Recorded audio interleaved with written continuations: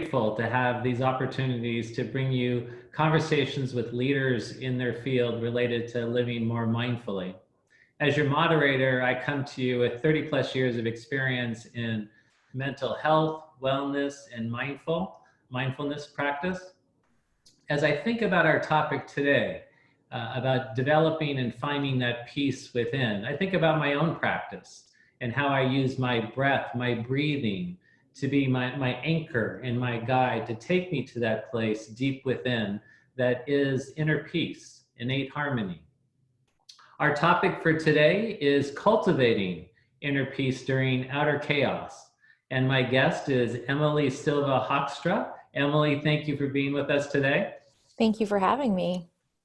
Emily quit her corporate job in 2014 to pursue her dream of becoming an author. She's been successful at that now that she's authored 3 books. She launched a coaching company specializing in working with people that are transitioning in their careers and also wanting to cultivate greater spirituality in their lives. Our topic about inner peace is relevant because of the times that we're in. I was reading the newspaper this morning where in the Union Tribune, the health section, the cover page is feeling inundated. Seeming cascade of stresses over recent months has experts urging mental health awareness and self-care. It was also interesting in this article, 2 of our guests that have been on Be Well, Christine Frey of X-Brain, as well as NAMI are cited as resources. So I'm very excited about our conversation today. How did we get to this point in terms of things being so crazy in our world and so many stressors and so many unknowns? And how do we cultivate that kind of inner peace at these times, Emily? Talk to us. Well, I don't know how we got to this point. I think it's a lot of little things that led up to a big shutdown, basically. But I think something that is positive about right now is it is calling us all inward for us to find ways to cultivate inner peace, because we are at home, we are, we can't really go out, and having this lack of stimulus, if we choose to, can give us the chance to find our inner voice, to slow down, which we've all just had to slow down. And if we can put our devices away for a minute, we can tap into our inner knowing, which is always there. But when we're going through life, doing our 9 to 5, our kids, our marriages, our friends, it's really hard to stop and be silent and listen to our inner knowing. Well, it's interesting that as you speak to these times and kind of the chaos, this article this morning was talking about such an increase in anxiety and depression because of this unknown time, this suspended sense of time, and all of us reflecting because we're home. And so we get in our heads and we start thinking a lot. So one of the first things I pose to you is, how do we work with kind of that negativity? We're in our heads a lot. Often we give more credence to negative self-talk than positive self-talk. It's all our own creation, but how do we work with that? First, we have to notice that we have these negative thoughts. We don't need to be making ourselves wrong for them or having the shoulds, I should be thinking more positive. It's noting that, I'm feeling really negative about this right now, and processing it either through journaling, moving our bodies, getting out of our heads, moving our bodies, and also asking ourselves, what is the truth? Because sometimes the negative thoughts are just fears popping up because of anxiety, because we think about our past, or we think about what could go wrong. And we have to ask ourselves, what is actually true? And that's a really great journal prompt. So what is actually true? So when we're presented with so much media and so much electronic stimulation that it allows us to go into our head, how do we get to, as you said, what is true? Well, first we have to turn off all the outside stimulus. And that is a practice. It's really easy to be connected. We're very hyperconnective. And so when we can Notice, okay, I'm being triggered right now. That news story or this post on Instagram or this email, whatever it is that we are letting get to us, walk away and take out your journal or a piece of paper, or just stop and ask yourself what is true, because there's a lot of stories out there. There are a lot of opinions out there. I think, in the last 6 months, we've had some pretty rough times in the media. There's been just two definite sides, and it's like, what side am I on? What do I need to believe? There's a lot of fake stuff going on and a lot of tragedy. And if you're triggered, instead of diving deeper, stop yourself saying, I'm triggered. What is actually true? And so I like what you're saying there. And I will also kind of challenge you gently. How would I know that I'm triggered? Because often I may experience something, I'll react to it. And it's like an impulse. There's no thought to it. Obviously not the preferred method for me to operate that way. But I think of when someone's triggered, maybe they notice it in their body. So share, how do we recognize the trigger first off? Yeah, exactly. It's noticing, and this takes practice, noticing in your body where stress lies. Anxiety shows up in so many different forms. Maybe it's a headache, maybe it is your heart racing, maybe it's your gut screaming at you, or maybe you break out in a sweat. Everyone has different bodily functions that come to us when we do react. And noticing that and getting in the practice of saying, oh, my heart's racing. Okay, maybe I'm triggered right now. And so, in recognizing that experience that is different than maybe the preferred state that we'd like to be in, then it's a little bit of a discovery from there. Because I heard you talk about, so maybe journal, maybe pause, give thought to it. So with the trigger, then we're on a bit of a discovery at that point. Yeah. And so one of the practices I love to teach my clients is something that Brene Brown talks about, where we figure out what triggers us, and then we notice what we do to numb. So maybe it's diving deeper into Instagram or the news. And instead of using something to numb, we find things to comfort. For instance, going on a walk, or just even shutting down our computer and walking away and breathing for 10 breaths. But the things that we use to numb aren't necessarily bad things. For instance, food isn't bad, but if we're emotionally eating, that it's like an impulsive need to drown out the trigger that's causing the anxiety, the depression, or any of the feelings we don't want to feel. So I appreciate that, because I think about all those are distractions, kind of taking us away from what that experience is. And I know in mindfulness, the whole idea is that you're able to be with whatever that experience is, because we recognize that all experiences are going to pass. The good, the bad, the ugly, they will all pass, and you can't hold on to them. And so just to be able to be with that.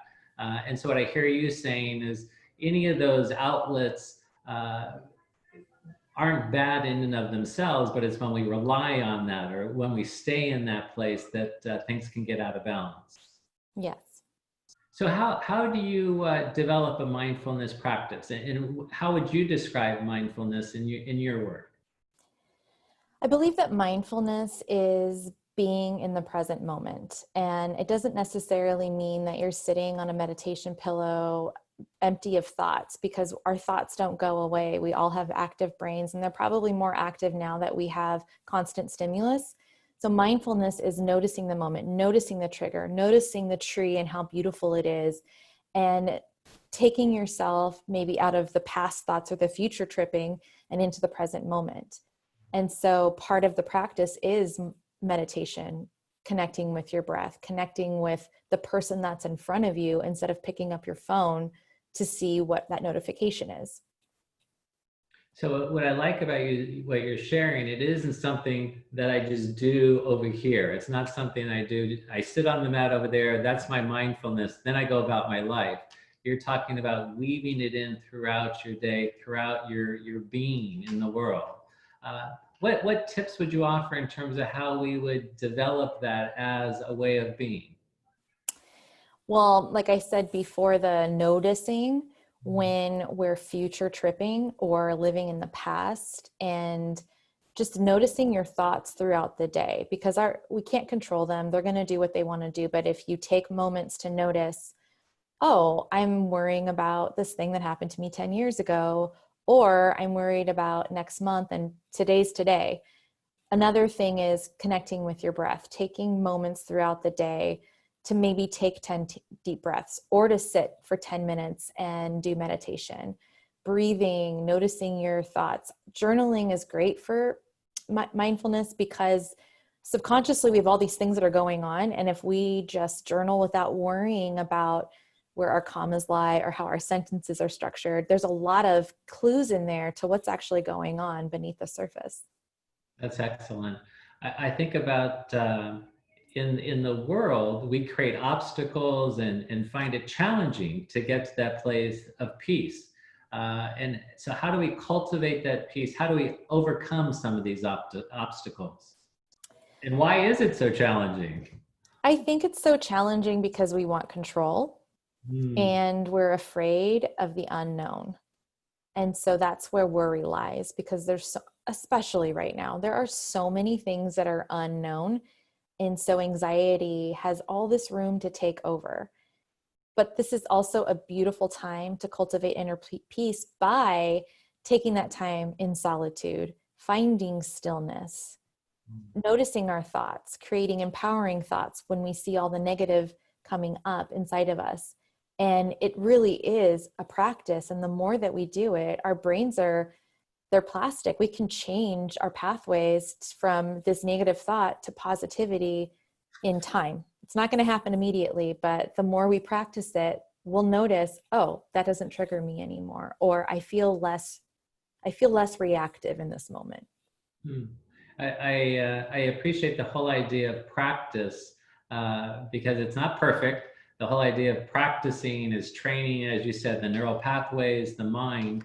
And I think about someone training for anything.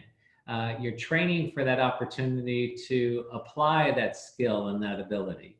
And what a great time to apply the ability of cultivating peace and being mindful, because this is when we need it. And so it's a great opportunity. So I like your reframe of this being an opportunity for us. Yeah, and I think that one of the greatest opportunities right now is learning to let go, because we all entered 2020 with certain plans. And then most of us don't get to do most of the things that we plan to do, or we had to pivot, or we lost things. And this is such a great collective lesson in letting go. And the more that we learn to release, the easier it is to be okay with the unknown. Because if you look back on life, there have always been unknowns, and we've always been okay. We've figured it out. Yes, we have, and we will continue to. It is interesting. I remember a recent teacher I was doing a meditation with, and it was really an emphasis on what you're talking about, the whole idea of letting go. And the resistance to that is we want that control, or at least the semblance that we really do have some control somewhere in our life. And so in the practice of breathing, it is a practice of letting go. Because if you think about, if you hold on to that breath, it becomes toxic, you suffocate on it. And so just as you said earlier, working with your breath provides that opportunity for letting go. Yes. And also if we think about, the things that we do hold on to, because everyone has their favorites to hold on to, that's just another trigger to say, am I even breathing during this time?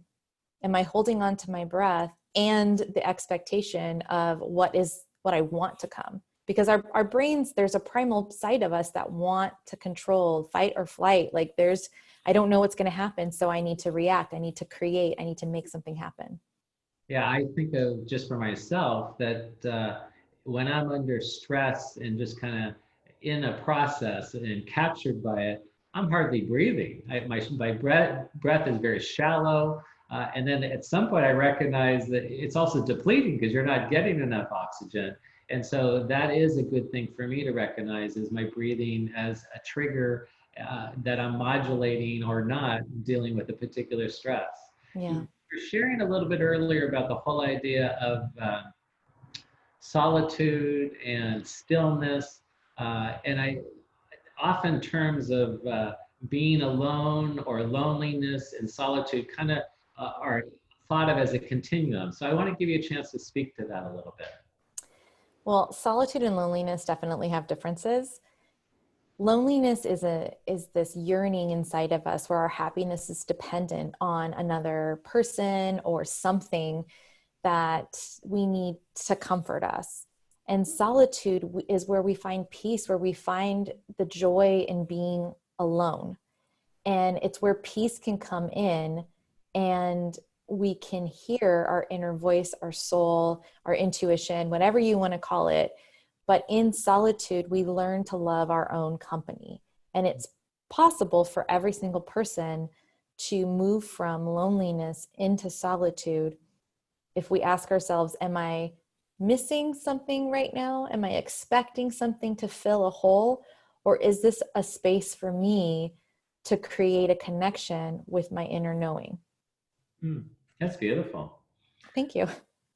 If I was to ask you, personally and professionally, how do you go about this practice of solitude, stillness, and cultivating a sense of peace in your world? I definitely learned the art of solitude when I was 30. I had moved to a new area because of my job and I had no friends. I was brand new, but I was on the road all the time. So it was really hard to cultivate relationships. And at first, anxiety took over and I was lonely all the time. And then I asked myself, what is the opportunity here? What is the lesson?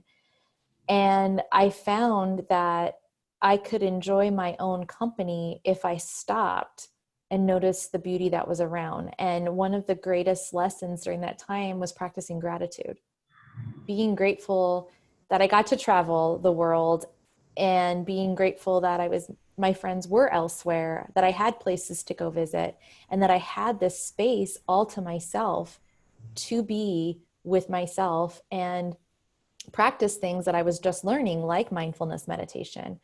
But gratitude was really the keystone of that time in my life, because once I was able to see the good in what I thought was negative, then I could move into the practice of sitting down and being alone and just being with my breath. That's wonderful. I appreciate you imparting and sharing that. I know gratitude is a phenomenal teacher for all of us. And when we touch into it, there's abundance with that. We recognize the gratitude all over in our life and in our world. I know you want to offer us an experience as part of giving us different tools for our own toolbox of self-care. And so if you will, share with us the experience that you want to bring forward. So I wanted to take everyone through a visualization. So if everyone could just close their eyes, find a comfortable seated position, take a deep breath in through your nose, deep breath out. And imagine you're in your favorite place. It could be anywhere, outside or inside. But just see yourself in this space.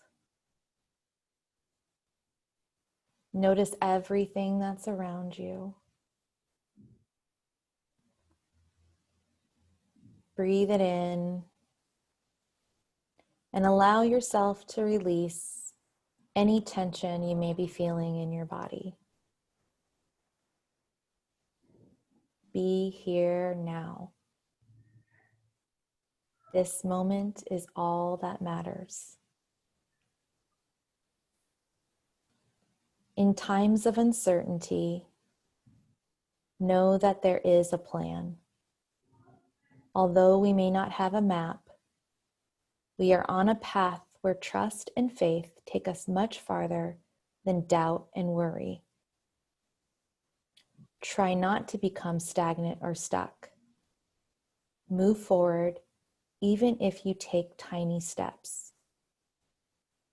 Just as sailors get through the fog using a compass, we have our own inner compass, intuition.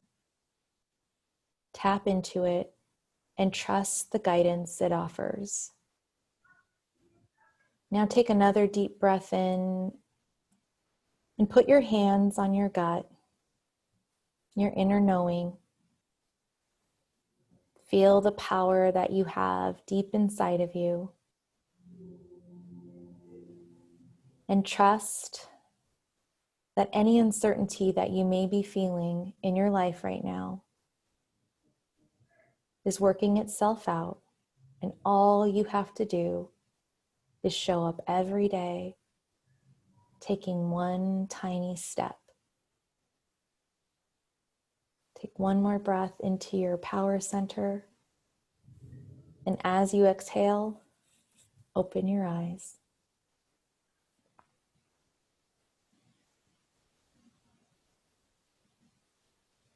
Thank you. That was a wonderful gifting, truly cultivating a moment or two right now of peace. So thank you for offering that to me and to others. Um, if we were all to do one thing or an action plan today forward, what would you prescribe? Well, I think 1 minute of breathing without your device, without an app telling you that a minute has passed, but just sitting with your breath for 1 minute. That's what I tell all my clients. Just start with 1 minute, work your way up to 20. But I think connecting with your breath is the first and foremost practice that you can do. And then if there's something that you're feeling uncertain about and you are dying for the answers, or you're feeling stuck because you don't have the next steps, ask yourself, what can I do today to feel like I've accomplished something? And sometimes it's just washing the dishes in the sink or brushing your teeth. But that's all you have to do is one thing, instead of looking at a to-do list and feeling overwhelmed by 20, 30 things. Excellent. I like that. I can accomplish that. And it's nice to have that sense of accomplishment. I Mm-hmm. know you do workshops, you do courses, and the whole idea of cultivating inner peace is something that is a week-long seminar for you. Anything else right now that would be important for us to know? I have a third book coming out that I'd love to share with you. Please. It's the follow-up to, I just read from Moonlight Gratitude, and it's Sunrise Gratitude. Comes out on September 8th. And instead of helping you fall asleep, this is a book where it's an 85 words or less passage that you read in the morning to help you activate your day, to help you just take that one step instead of starting your day with overwhelm. Excellent. That's wonderful. I know you've also extended an opportunity for those that are viewing and a discount for them to be a part of your program. We'll pull that up on the last slide, but I really appreciate what you've brought through, your expertise and your teaching. Your books are excellent. That's how I found you. There is a home decor store up in Solana Beach that I happened upon and found your book there. And the owners of their store were saying, you know, you're incredible. They love your books. And so that was a good validation for me as well. But Emily, thank you so much for your time today. Really appreciate what you've offered for all of us. And I'll look forward to another time that we can connect. Thank you, Jonathan. I really appreciate the opportunity. Have a great day. And all of you, thank you and be well until we see you again next time. Thank you very much. Bye-bye.